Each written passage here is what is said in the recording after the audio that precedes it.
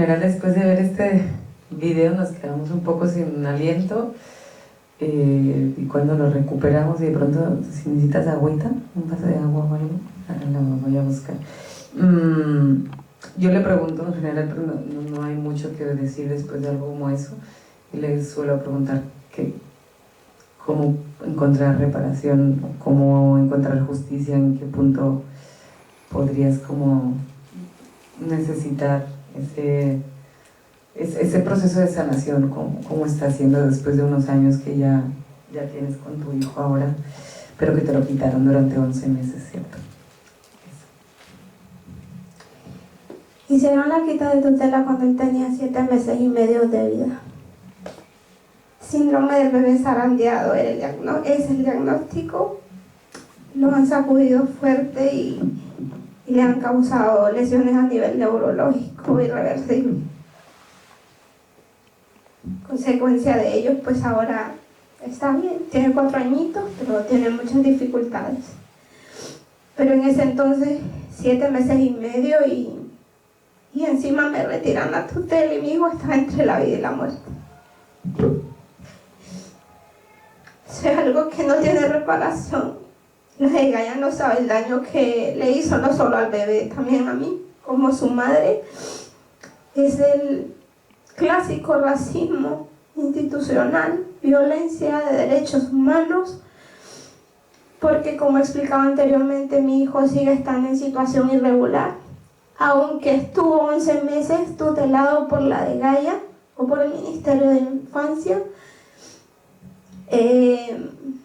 No hay reparación que pueda sanar el dolor y todo lo vivido, toda la parte deshumanizada que tuve que vivir con la asistenta, el paso de una psicóloga y otra psicóloga a ver qué malo encontraban en mí, ¿no? Cuando al final no tuvieron otra opción que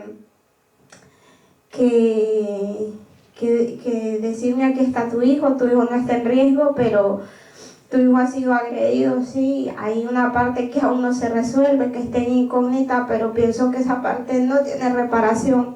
7 meses y medio y regresó a vivir conmigo cuando tenía 19 meses de vida.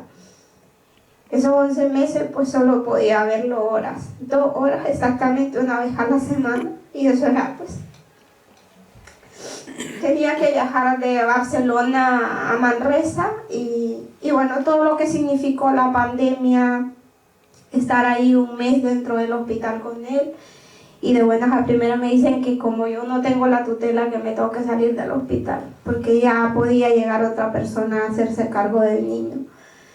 Así que esa parte no hay reparación.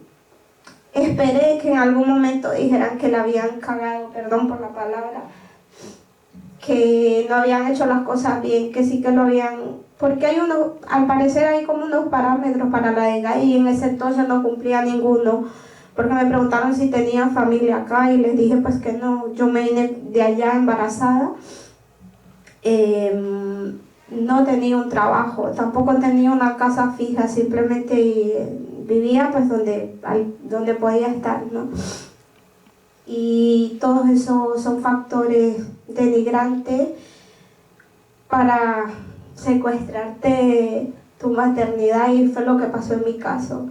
Al final pues me tuve que enfrentar a todo ese proceso que fue muy duro, muy difícil. 11 meses de tortura, 11 meses de ir de trabajadora en trabajadora, tocando puertas, de asistente en asistenta, diciéndole el motivo por qué no puedo cuidar yo al bebé. Sé que tiene unos daños, sé que hay unas lesiones, sé que mi hijo no estará como un niño en teoría normal, porque ya su cerebro ha sido dañado, pero no había forma que lo entendiesen. Hasta que al final, pues siempre lo voy a decir, yo tuve la hermandad y el soporte de personas de acá, catalanas que han vivido en Nicaragua y que ahora, por el motivo de la situación que hay en Nicaragua, pues también se han regresado a su país y pues me brindaron todo el apoyo y todo ese espacio de red que yo necesitaba para poder soportar toda esta situación, porque pienso que sola lo que la Gaia busca es volverte loca y que tu hijo se quede para siempre ahí en un centro de menores o no sé cuál es el objetivo, pero violación de derechos.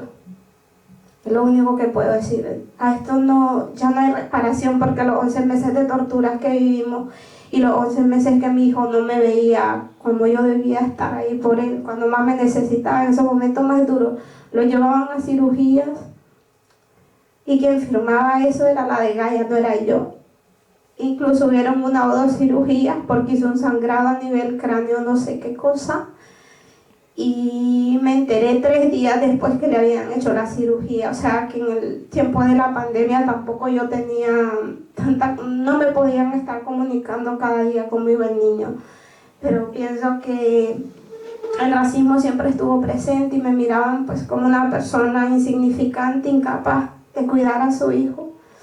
Al final no fue así, porque logramos demostrar que soy una madre capaz, una madre que está por su hijo, que quiere a su hijo y que al día de hoy lo único que pide es justicia y reparación. Que el daño ya está hecho, tanto la institución de Gaia como la persona que agredió a mi hijo, eso no hay vuelta atrás, pero la lucha va a seguir, siempre lo digo, por Elías y por todas las personas que eviten pasar esta situación tan terrible que viví yo, que se puedan crear estos espacios de poder hablar y explicarlo y en la medida de lo posible soportar a esas madres que vienen migrantes en búsqueda de un futuro mejor y no se encuentren con esta situación tan terrible que por lo que hemos visto también es bastante frecuente, sobre todo en personas que somos migrantes. Gracias, Eli, por tu testimonio. Elías, que su hijo pues tiene mucha suerte de tenerte y nada, pues sí quisimos en este trabajo mostrar 3 casos de 3 mujeres que viven vulneraciones relacionadas con ser mujer y con ser madre, ¿no? El caso de Eli y no es el único, ¿no? La de Gaia reitera quitas de custodia a muchas mujeres y un buen porcentaje de estas mujeres son migrantes o gitanas. Entonces sí que hay una situación que le llamamos de racismo institucional, si bien seguramente la de Gaia también retira custodias en momentos que es necesario, no negamos que sea una institución que de pronto sea necesaria, pero no la de Gaia que conocemos y que le retiró la tutela al hijo, a Eli. Y nada, el otro caso de una maternidad que también ha sufrido vulneraciones es también una cápsula que habla del caso de Dalila Argueta, que es una refugiada hondureña que buscó de hacer el reagrupamiento con sus hijos y demoró tanto tiempo, más de 1 año, que al final le pudo y se fue a por ellos y los trajo de manera irregular para demostrar que este derecho al reagrupamiento familiar, que en teoría lo garantiza el Estado español, en la práctica también es vulnerado, ¿no?, por estas largas esperas. Y el tercer caso es el de ser mujer trans, es con el caso de Carol, que por más que ya tiene su situación regular como refugiada, etcétera, pues no encuentra trabajo porque vive la situación de transfobia estructural. Y bueno, y en definitiva, estos son los 3 capítulos que nos muestra Montse, el caso de Dalila, que es el de la maternidad, le hemos llamado el reagrupament familiar autogestionat, perquè s'ho va haver d'autogestionar ella, la Carolina Múrcia, el dret al treball anual per la transfòbia, i la Eli, que ja l'heu conegut i heu vist el vídeo. En cada capítol podeu obrir, si teniu ganes després a casa, i hi ha una miqueta més d'informació, en aquest cas sobre les quites de custòdia, la de Gaia, en el cas de la Dalila, de com funciona el reagrupament i en quins terminis es va vulnerar el seu dret en aquest cas, i el cas de la Carol, que va fugir d'Honduras després de denunciar la mort violenta d'una companya de treball d'ella al carrer i explica l'experiència de Cati, i amb això crec que podem acabar i deixar el torn si hi ha alguna pregunta més.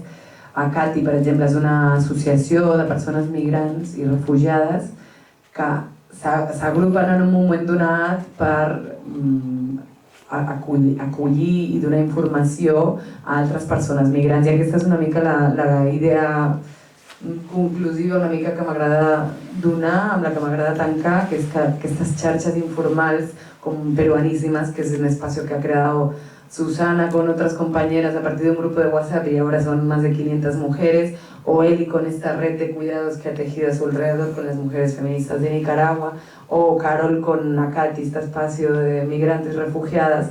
Lo que queremos mostrar es que estas redes informales son realmente el único apoyo imprescindible y que realmente aquí también nos tenemos que cuestionar nosotros, la población de aquí, en qué podemos ayudar a tejer o qué no estamos haciendo bien, ¿no? Pues sí, porque como dice la compañera, ya tiene empadronada personas en su casa, si alguno de nosotros hemos hecho pareja de hecho con otra persona para ceder nuestros privilegios, etcétera, pues es pues agrandar un poco este tejido de apoyo que ya construyen entre ellas, porque al final son las que lo viven y son las que saben que se necesita ese apoyo.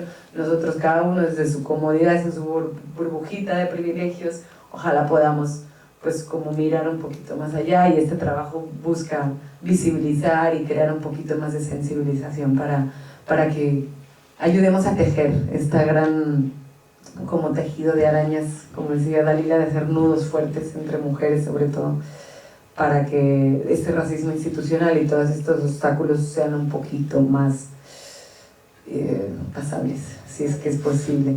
No sé si Susana o Eli quieren decir algo para cerrar la tarde, o si hay alguna pregunta del público.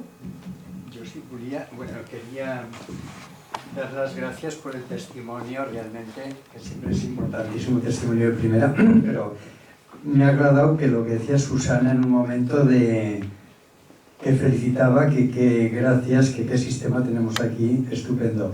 Yo creo que hay un punto que deriva a que haya cosas que basemos en el racismo, esta mala aceptación al que viene o al que viaja o se mueve de formas diferentes, porque nosotros no estamos valorando lo que tenemos.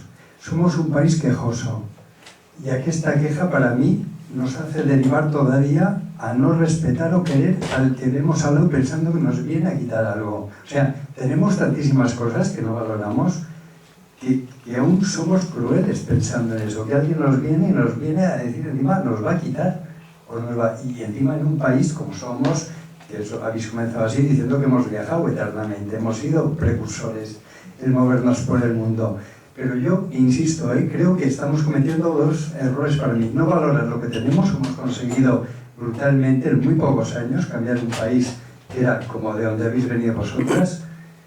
Y luego el otro punto, que estamos haciendo todo el día capillitas por géneros. Y yo creo que solo se han de exigir derechos y obligaciones. Pero no podemos estar todo el día creando subgrupos. Porque como decía antes la compañera, si una persona, y lo hemos conocido aquí, venía emigrada o de otros sitios y era de color blanco o norteamericana, ya no era el mismo negro africano que vivía en el Borne. Era un negro ya norteamericano. Entonces, yo creo que estamos en ese punto, no valorar lo que tenemos, insisto, como país, que hemos hecho un cambio brutal, y el otro, esta idea de capillitas, de poner nombre a todo, y hacer grupos, el que va de color rojo, el verde, el azul, el blanco, el negro. Entonces, no sé. Sí, ¿me puedo hacer otra cosa? Es que... A ver, la de Gaia, como otras tantas instituciones, a la administración pública le cuesta mucho reconocer en público que ha cometido un error. Le cuesta horrores. Yo he trabajado en la administración pública, pero a su vez mi hermano se tiró desde una ventana y cuando fui a ver qué había pasado casi me trataron como si fuéramos una familia de locos. Entonces, yo creo que a veces hay un problema en la parte asistencial, que es que aunque hablemos el mismo idioma, tenemos un mapa mental totalmente diferente. Por ejemplo, aquí no hay mucha natalidad entre las personas que somos de aquí, por X razones, Entonces a veces, esto lo digo porque yo he pasado por muchos procesos y los he hablado con las compañeras del centro y los compañeros. Claro, cuando viene una persona aquí, ya pensamos que al venir de un sitio, sobre todo si es mujer y encima tiene muchos hijos, hay un prejuicio ahí que nos dice no debe de saber leer y escribir, cuando a lo mejor en vuestros países tenéis los hijos que os apetece, no lo sé. No quiero aventurarme a nada, pero sé que el hecho de tener hijos, lo digo por mi familia de acogidas, es que mi mujer es uruguaya y está viniendo ahora toda su familia, y son familias que han tenido muchos niños, pero no ha sido vivido allí como una cosa negativa, cosa que aquí sí ha sido vivido. Entonces yo pienso ahora en algunas reflexiones que a veces hacíamos en el trabajo y nos costaba un poco entender cómo es posible que vengan con todos sus niños aquí con lo difícil que es. Cosa que aquí no nos arriesgamos a tener tantos niños. Y eso es un prejuicio que tenemos, porque probablemente muchos de vuestros hijos han sido bienvenidos, otros no, como pasa con todo, ¿no? Pero yo creo que el problema está que aunque hablemos el mismo idioma, seguramente la de Gaia debió de pensar, ¿y se ha venido de Nicaragua embarazada? ¿Pero en qué cabeza cabe esa mujer? Y se tiene el prejuicio de que seguramente has venido sin pensar demasiado en lo que te encontrarías. Lo digo por esto de los mapas mentales, que aunque parezca que todos hablamos el mismo idioma, no necesariamente lo hablamos. El tema del machismo. España es un país machista, ¿eh? Por más de que se diga que hemos evolucionado, y mucho, pero sigue siendo un país machista. Pero aún pensamos que los latinos no son más. Y a lo mejor no, pero es ese prejuicio que se tiene, ¿no? Acabo ya porque es que son muchos años de experiencia. Por ejemplo, el tema de las trabajadoras familiares, las que ayudan al servicio a domicilio, que van a cuidar ancianos, que van a cuidar niños. Hay empresas que son externalizadas del ayuntamiento, que cuidan, no sé si sabéis esto, que ganan concursos. La mayoría de las trabajadoras, la mayoría, porque además yo lo observo por la calle, porque tengo de formación profesional, son todas latinas. Muchas no están preparadas, y lo digo porque veo cómo está el abuelo o la abuela aquí, mirando las musarañas y la persona hablando por teléfono. Quiero decir que hay muchísimas cosas a reformar. El servicio externalizado, que no lo ha arreglado el gobierno de la Colau con 8 años que lleva, y se han hartado de decir es un oficio de pobreza feminizado, no sé los términos que utilizaban, en el sentido de que todas son migrantes y con pocos recursos. Pues han tenido 8 años para arreglarlo, y no lo han arreglado, porque pagan 6, 7 euros la hora. Y el trabajo de los cuidados no está nada valorado. De la misma manera que se piensa, todo el mundo piensa que... Yo cuando era trabajadora social venía una señora y me decía, nena, si tienes un trabajito para cuidar niños o ancianos, a mí me parece un trabajo muy difícil, ¿eh? Yo no tendría paciencia para cuidar ancianos ni niños, porque no solamente tener paciencia, es saberlos educar, valores, etcétera, ¿no? Y como es un trabajo que no está nada valorado, por eso la mayoría son mujeres, y por eso la mayoría son latinas, y otra segunda minoría musulmanas, que a estas ya no te digo, a estas ya no las quiere nadie, ¿eh? Y si vienen con el velo... Por lo tanto, hay un trabajo a hacer aquí importantísimo, pero no solamente a nivel de nosotros mismos también. Yo intento trabajar en mis prejuicios, pero seguro que si habláramos me saldría alguno, porque nos han criado así por mucho que seas consciente. En fin, yo estuve 2 años de migrante en Inglaterra y os aseguro que cuando llegué allí, emigrante snob, yo tenía aquí mi pisito y mi excedencia, pero cuando llegué a Inglaterra, de golpe y porrazo no era nadie. Como os debe de pasar a vosotras, tú has hecho administrativa, no sé qué has dicho. Yo de golpe y porrazos no sabía hablar inglés, la gente no sabía si era inteligente, si tenía sentido del humor, que me gusta. Lo único que sabía decir era mi nombre y el típico my name es no sé qué y nice to meet you. Pero después iba a un party y nadie me dirigía la palabra, es que no existía. Sin ánimo de comparar, Lo que pasa que he intentado a veces. Perdonad, es que es un tema que me pone bastante nerviosa. A veure, Eli, yo cuando has hablado la primera vez y dijiste que tú lo que eres farmacéutica, lo primero que he pensado, sin escuchar todo lo después, he pensado cómo puede convalidar, intentar convalidar su título. Ya sé que los 3 primeros años son fatales, pero después cómo convalidar su título. Claro, después, además tú has venido como refugiada política y por lo tanto pueden entender fácilmente todo el mundo que hayas venido embarazada. Lo que tenías es que era salir de allí en este momento. Embarazada o no embarazada, por lo tanto, embarazada aún más difícil, ¿vale? Entonces, ¿cómo te habían de ayudar? Entonces, ¿cómo has explicado que ya te pusieron, cuando entregabas papeles, las pegas que te pusieron ya de entrada? O sea que, para mí, esto ya era muy difícil de entender. Y ahora, cuando lo has explicado al final con tu hijo, ya no he entendido nada. Yo entiendo que la de Gaia, como la compañera antes ha hablado, hay cosas que las hace muy bien, pero el que no te dieran la posibilidad de hablar, de argumentar, de decir tus cosas, es una cosa que a mí me parece como incomprensible para una persona que ha llegado en estas circunstancias y para una madre que tiene muchas cosas que decir y que no la dejan defender su situación.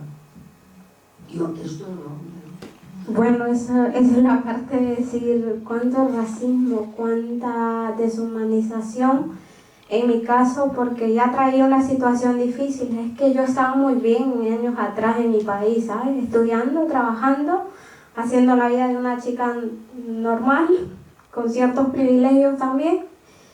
Y venir acá, si mi compañera Ana, que es una amiga con la que actualmente vivimos, fuimos, intentamos hablar y era, solo ella puede entrar, no entra más nadie.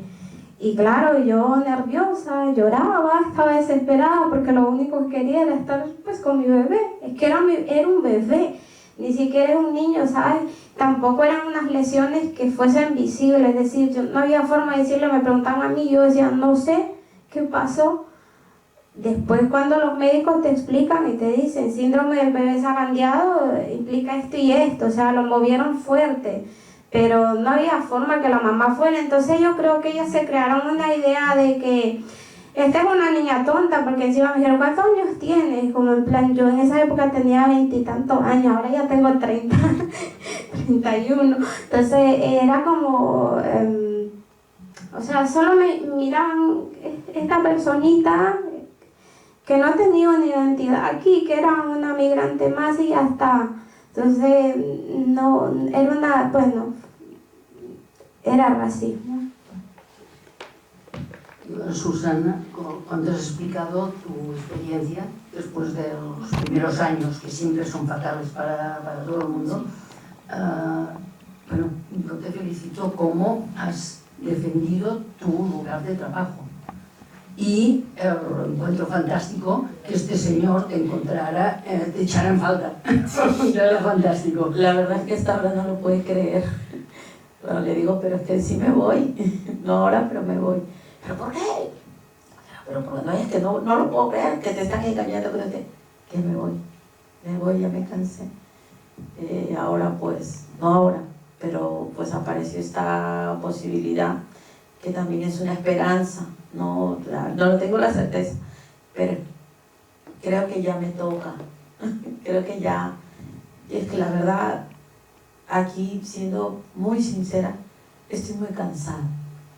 Estoy muy cansada, son muchos años sin parar. Entonces ahora me detectaron una fibromialgia y tengo que tomar pastillas para dormir y para levantarme. Entonces tengo que estar medicada. Yo creo que esto se debe a muchos desórdenes de ánimo que fueron mellando mi salud. Y estoy muy cansada, ya quisiera un trabajo donde yo pueda llegar a casa temprano y descansar y estar con mis hijos. Entonces creo que estoy aferrándome a esta posibilidad que parece real. Entonces sí, ya le dije a mi jefe que en algún momento me voy. Sí estaba pues asustado porque llevo toda la empresa sola. Pues que te regulen las horas Sí, como cualquier trabajador. No quiere, siempre se van a trabajar allí 12 horas. Bueno, pues, jo crec que ho puc deixar aquí, que són les 9. Moltíssimes gràcies a la Susana i a la Eli per venir i per oferir els seus testimonis, que no és fàcil, però ojalà que ajudem a sensibilitzar. I moltes gràcies a les que heu vingut i ojalà pugueu fer servir aquesta eina que es diu deshumanitzades.directe.cat. Està en català i en castellà, que ojalà que us l'apropieu també i que la pugueu compartir amb familiars, amics, si esteu al sistema educatiu, a les classes, etc. Gràcies a la Montse, gràcies a l'Alicia i a l'Espai i que vagi molt bé. Bona tarda, bona nit.